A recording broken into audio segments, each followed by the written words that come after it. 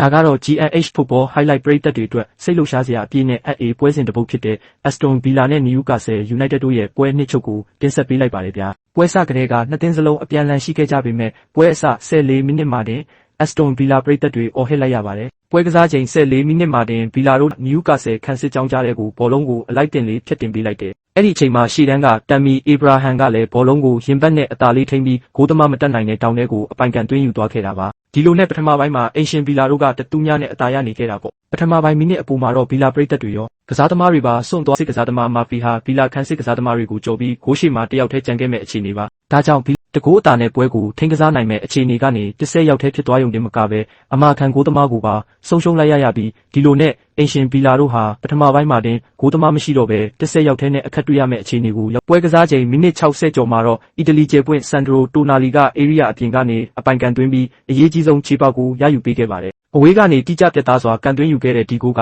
သူတို့တိကျလုံးတဲ့ကန်ချက်နဲ့ဒုတိယဂိုးကိုသွင်းယူပြီးပွဲကိုအလှည့်ပြောင်းလုပ်လိုက်ပြန်ပါတယ်ဒါဟာတိုနာလီအတွက်ဒီယာဒီရဲ့ပထမဆုံးဂိုးတွေဖြစ်တယ်လို့သူ့ရဲ့ညလို့တောင်ပြောရမှာပါပဲဒါဟာတိုးခဲ့ပါတယ်ဒီဂိုးဟာနယူကာဆယ်အတွက်နိုင်ပွဲကိုအသေးချာအာမခံချက်ပေးလိုက်တာပါပဲဒီဂိုးဟာဘောတိုမိတ်အတွက်တော့တကယ်ကိုတန်ဖိုးရှိပါတယ်ပြီးခဲ့တဲ့ဒီဇင်ဘာလကချက်စီးနဲ့ပွဲမှာဂိုးသွင်းခဲ့ပြီးကတည်းက15ပွဲဆက်တိုက်ဂိုးပေါက်ပျောက်ဆုံးနေတာကိုဒီနေ့မှအဆုံးသတ်နိုင်ခဲ့တာပါဗီလာကန်စစ်ရဲ့အမားကိုအသုံးချခြင်းပွဲပြီးခါနီး88မိနစ်မှာဗီလာနောက်တန်းကဘောလုံးကိုဂိုးဧရိယာနားမှာပေါ့ပေါ့ဆဆရှင်းထုတ်ရာကနေနယူကာဆယ်တို့ဘောလုံးပြန်ရခဲ့တာပါဘောတိုမိတ်ကအခွင့်အရေးကိုလက်လွတ်မခံပဲဂိုးသမားမာတီနက်စ်ရှေ့တက်လာတာကိုကြည့်ပြီးသူ့ခေါင်းပေါ်ကနေလှလှပပကြော်သွင်းယူနယူကာဆယ်အတွက်နိုင်ပွဲကို100%တေချာသွားစေခဲ့ပါတယ်ဗီလာဘက်မှာကစားခဲ့တဲ့ဒီပွဲဟာနယူကာဆယ်အတွက်တော့တကယ်ကိုအမှတ်ရစရာနိုင်ပွဲပါပထမပိုင်းမှာရှုံးနေခဲ့ပေမဲ့ဒုတိယပိုင်းမှာ10ရောက်ထဲကျန်တဲ့ဗီလာကိုအခွင့်အရေးယူပြီး3ဂိုး1ဂိုးဆိုတဲ့ရလဒ်နဲ့FA Cupတင်စမအဆင့်ကိုတက်လှမ်းသွားနိုင်ခဲ့ပြီဖြစ်ပါတယ်ဒီပွဲစဉ်အပေါ်အမြင်ကိုပြောရရင်မှားယွင်းတဲ့ဆုံးဖြတ်ချက်တစ်ခုကနေကွင်းလယ်ထိထွက်ပြီးဖျက်ထုတ်ဖို့ကြိုးစားခဲ့တဲ့သူ့ရဲ့စွန့်စားမှုကဗီလာအတွက်တော့အစိတ်တောက်ဖြစ်သွားခဲ့ပါတယ်